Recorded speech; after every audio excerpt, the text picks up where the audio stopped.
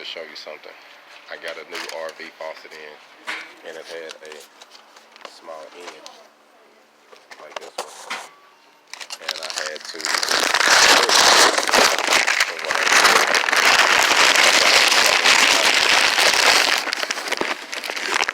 And I bought this reducers.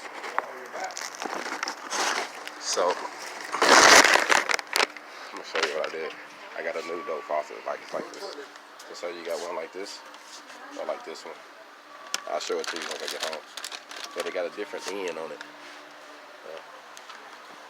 See, these comes with different ends, and so in order to make the one I get work, I had to go and get a reducer, but it works. And this reducer cost me like $8 at a plumber supply store.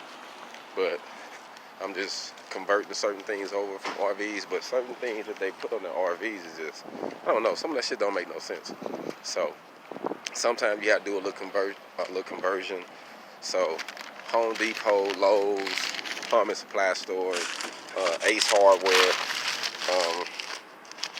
will be one of your best friends. So always think outside of the box when you live in the RV life.